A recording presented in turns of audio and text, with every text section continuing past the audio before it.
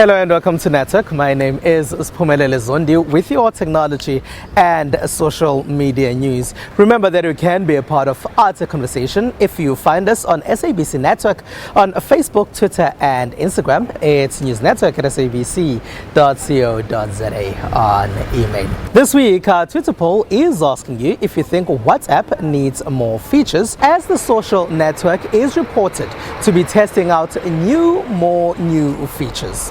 But first, here's what's coming up tonight. We have a technology for kids with autism. We test out electric cars and their technology as we drive long distance. And our conversation is looking at Zimbabwe and why so many people are no longer connecting to the internet in the Southern African nation. Raising kids with autism can be a massive challenge. The biggest challenge of all is communication with the children. That's where technology can help. Producer Sandile Hlangane has this one for us. Where do you live? David is non-verbal, but he has a lot to say. What are you doing? What are you playing with? iPad. You're playing with your iPad. Using an electric program called Skills Online, he is able to express himself by selecting pictures, and then the iPad generates his speech. The use of a smartboard has changed the way children with autism interact. We use a program called Skills Online in conjunction with an app called Skills Logbook, and these two technology platforms allow me to design the best tailor-made program for each child that walks through our doors, and also to, in an excellent way, progress monitor and make changes based on data. So parents have data-based progress reports, and I have a way to base my decisions off of data, not just feedback or I feel like this or I feel like that. It's not subjective, it's objective. For David's mother, hearing his son's own words for the first time was an emotional experience. He has pretty much been non-vocal, which means he very much struggles to speak vocally. But he actually knows a lot. And the same goes for many other children on the autism spectrum. Just because they can't give you the vocal output, it's very hard to be able to ascertain how much they know. In the early years, it was so difficult because David didn't have a means of output. And then, when we were introduced to the iPad with that communication program, it was an absolute miracle, because finally now David had a way to communicate appropriately with us. Can you imagine that you know that an apple is red, or you want to ask for a glass of water? It's here in your head. It's like all the information is on the computer, but the computer is not speaking to the printer, so there was no way before of him communicating appropriately with us. So he used to engage in self-injurious behavior and tantrum behavior and aggression. The minute we could teach him how to use an iPad with a communication program called Touch Chat, where you can program specific for the child so they have a means of output, it opened so many doors for David. Last year, the city of Johannesburg launched the Josie iSchool Africa Lab inclusive education program that supports children with autism in townships, in partnership with Autism SA and iSchool Africa. Our learners with autism have a strength. Their strength is the visual. So an iPad gives immediate visual output. There's something there for them to touch, to feel. There's an immediate reaction. So if they match two colors, red circle with a red circle, there's an immediate reinforcement. It's correct. The lights shine or something pops up, a star, so they know they're on the right track. Also, a lot of the games and activities that are on the iPad have voice output. So it would say red circle, and then the learners can copy that as well, red circle. And in terms of writing skills, there's activities for tracing, so they're able to trace the numbers, the letters. So it's made a huge improvement in our learners. With the World Health Organization saying autism can limit an individual's ability to participate in society, finding ways to use technology to ease that pathway can only be welcomed. Electric cars are clean for the environment and you can see one passing without hearing a sound. But many wonder how long you can go without the power running out. We went on a road trip with one. A one-of-a-kind cross-country road trip involving zero-emission electric-powered cars. This was all in the name of promoting smart mobility in Africa's very first electric car road trip. From a government perspective, industry has to work together with government to get solutions. It is about us innovating in the space. We want to get to sustainable living, especially with the second life battery. It's more than just e-mobility. It is about getting vehicle to grid or the second life battery solution to grid. At the current situation in South Africa, we think that we can add a lot of value. We've already implemented a energy solution for the Philadelphia school in Shoshanguve. This has impacted massively for that specific school, and we are intending to do more of those. Taking breathers and recharging breaks using some newly erected charging stations and various stops along the way indicates that the driving of electric vehicles might just be the new world order, sooner rather than later. Though the first leg of the trip was from Pretoria to Port Elizabeth, a long stretch, some of the drivers of the Nissan Leaf wouldn't trade their experience. We've just driven all the way from Pretoria down to PE, and we're here at the Addo Elephant Park, and it's been quite an amazing adventure already. We drove firstly to Kroonstad, where we launched some charging stations. And the experience has been fantastic. The interaction with the vehicles has been awesome. I think figuring out how far you can go on full charges and trying to keep track of how you're keeping up with the road trip and with the vehicle and of course meeting new people, all enthusiasts of electric mobility.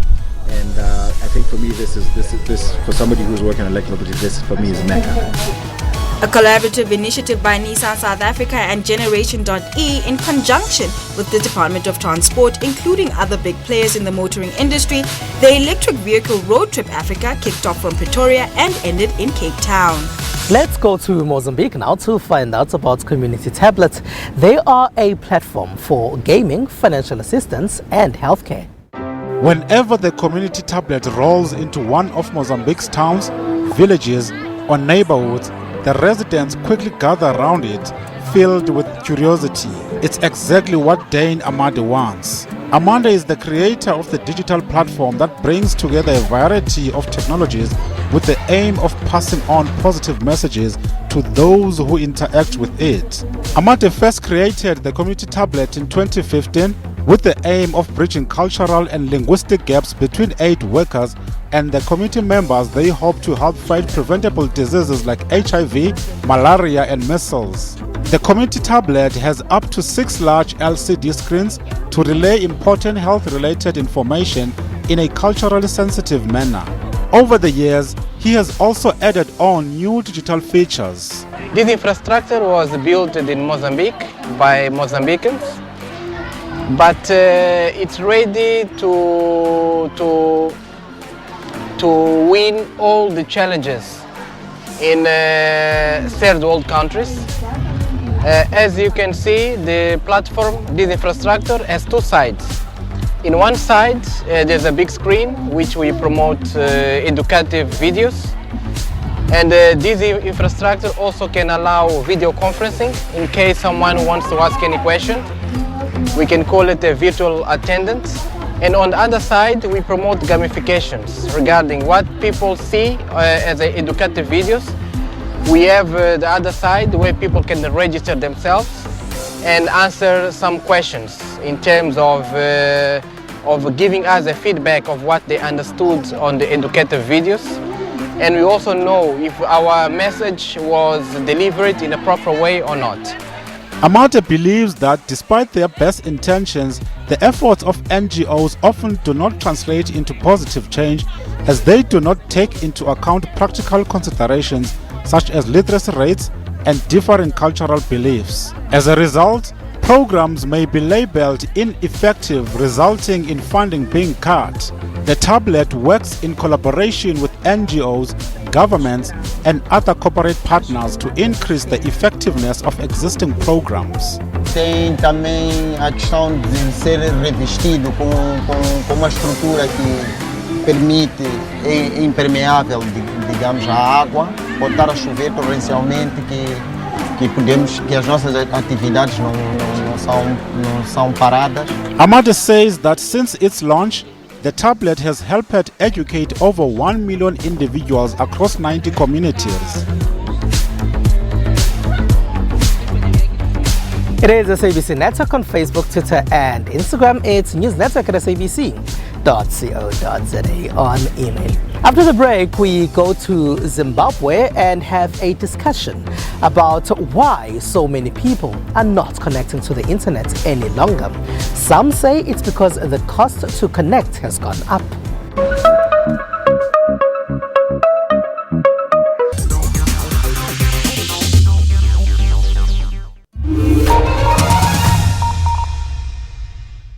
The SABC News mobile app is your one-stop digital portal to all the news you need. Stay connected with the latest in breaking news. Watch the SABC News channel along with clips and live streams of all the big news events. And listen to all the SABC News radio stations live, including podcasts and much more. Simply download the SABC News app to your Android or iOS device from either the Play Store or the App Store. SABC News, independent, impartial.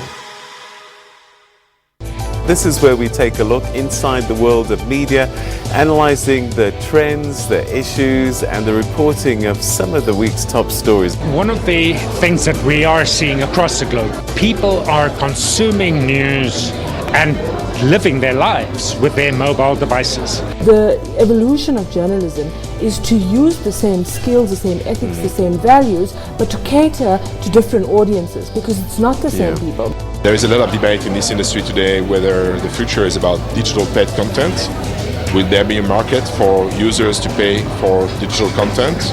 And we see that in Africa it's a challenge. People will go, pay for a newspaper, take it away. Why won't they pay for it online? In the initial stages of shifting from print to online, we created the impression that what people were paying for was the paper. And so people are very reluctant to pay for the journalism, and good journalism is very expensive. Watch Media Monitor Sundays at 9 a.m.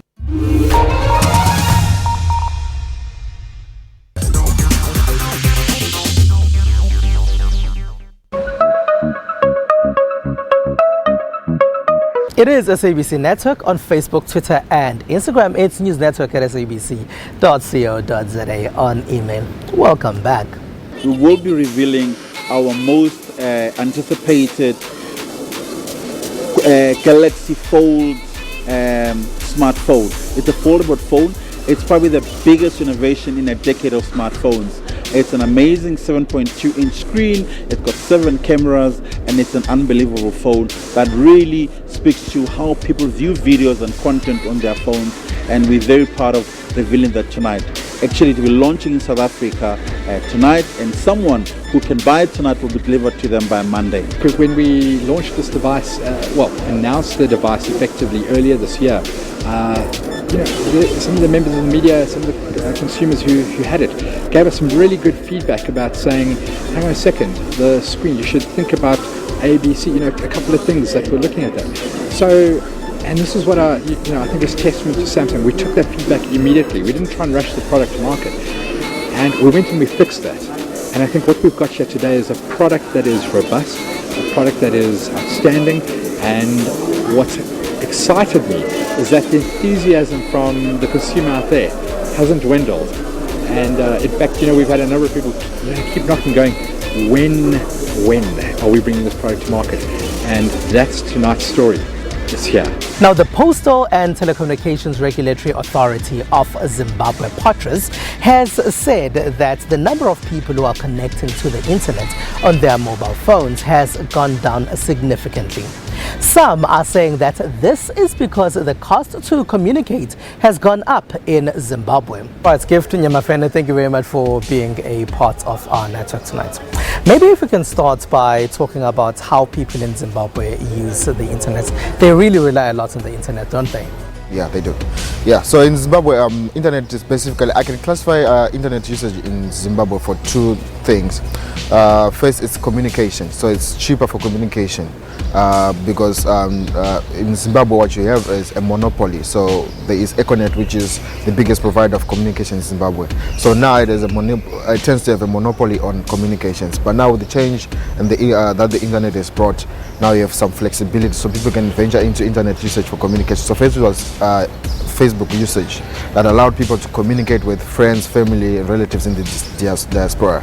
And then there was the new venture into WhatsApp and all these other internet apps. So they allow these apps. What they have done is they've made communication cheaper, because calling, texting, and all that in Zim it tends to be very expensive, especially after the economic crisis in 2008. So it has fundamentally reduced costs. The other usage of the internet is for activism.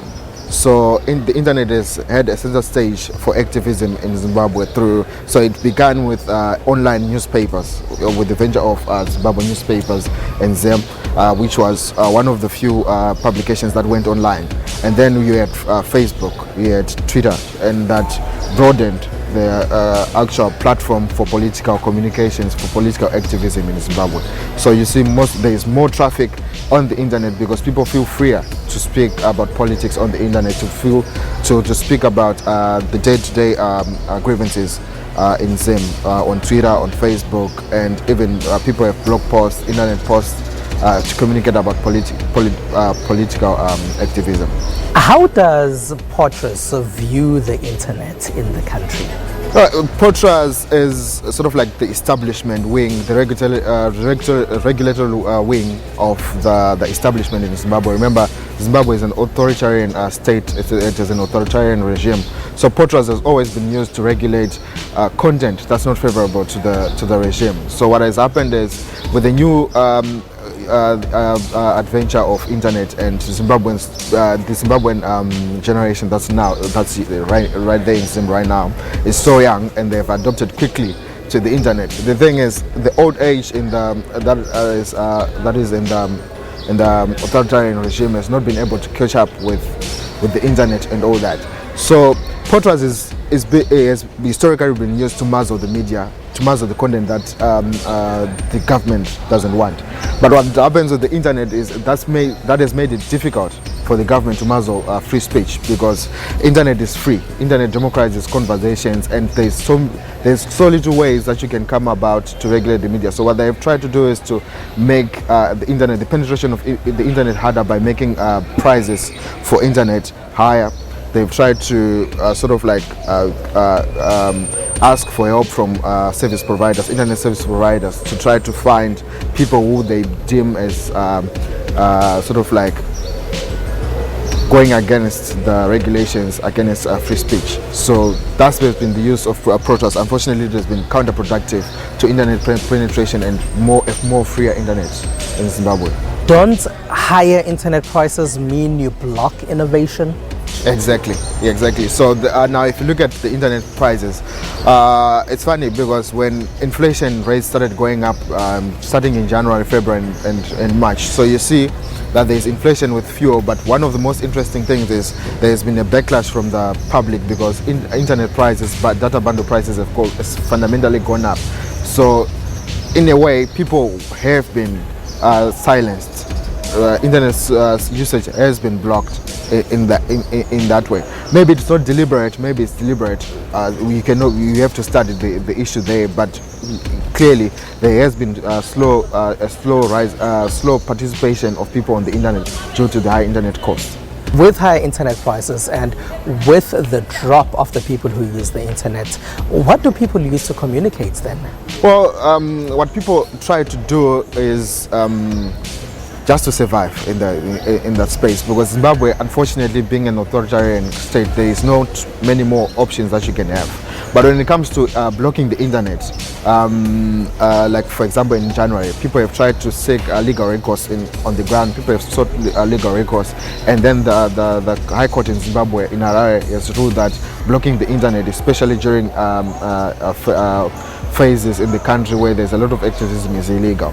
And then on the internet, people download what you call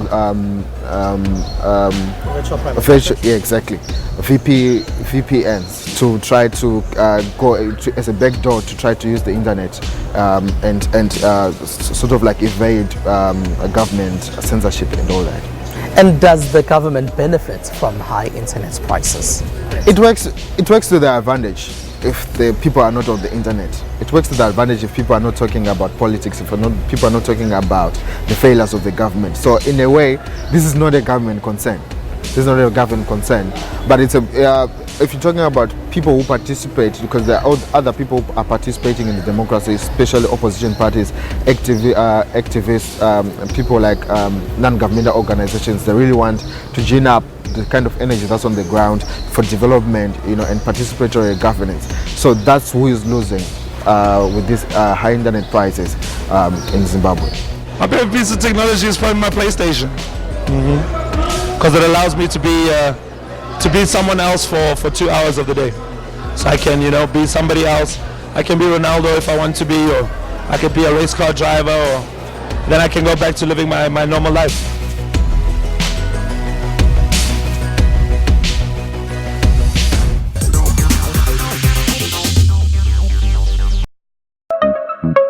It is SABC Network on Facebook, Twitter and Instagram. News Network at sabc.co.za on email. Welcome back. Here's what else took place in the rest of the world in the technology space.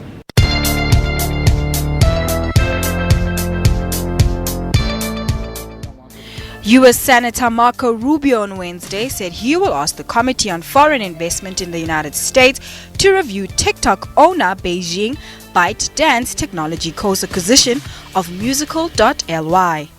Senator Marco Rubio's tweet read, "Today I will be asking CFI US to review TikTok's acquisition of Musical.ly. Ample and growing evidence exists that TikTok's platform for Western markets, including the US, are censoring content in line with China's Communist Government Directive." China's ByteDance bought the Musical.ly video app for nearly $1 billion in December 2017. It later moved users to a revamped version of its homegrown competitor, TikTok. It was when Dr. John Martin identified a cancerous lump in his own neck that he knew the device in his hand could revolutionize medical diagnosis. Martin was performing tests on the prototype Butterfly IQ ultrasound device during trials for FDA, U.S. Food and Drug Administration approval. It became very personal when I actually used it on myself. I was doing the work for FDA clearance for our device, and I noticed a little fullness in my neck, and I was going to ignore it, as physicians typically do. But I realized I had an entire imaging system in my hand, so I took the probe, put it up to my neck, and looked down at the phone, and there was my cancer.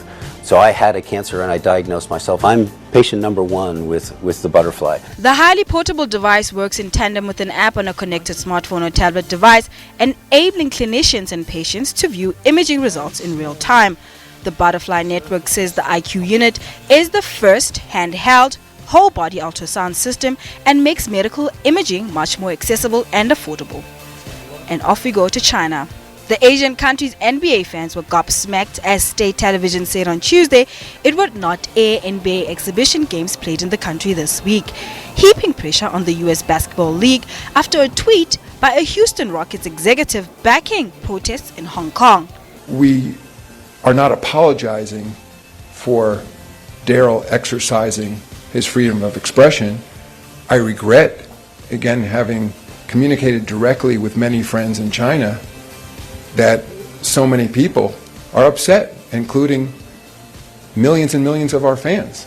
And essentially, what I've said in that statement is the long-held values of the NBA are to support freedom of expression, and certainly freedom of expression by members of the NBA community. And in this case, Daryl Morey, as the general manager of the Houston Rockets, enjoys that right as one of our employees. A preseason game between the Nets and the Los Angeles Lakers is set for Thursday in Shanghai, with a rematch scheduled for Saturday in Shenzhen. However, organizers abruptly cancelled the Tuesday media event without explanation. Several Chinese celebrities also announced they would not attend an NBA-organized fans' night on Wednesday.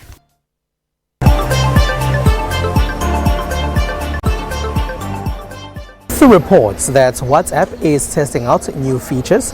Our Twitter poll this week is asking you if you think WhatsApp really needs new features. 60% of you say yes, you think WhatsApp needs new features. There's 19% of you who say no. In last position is 7%. Those of you say you are not quite sure about this.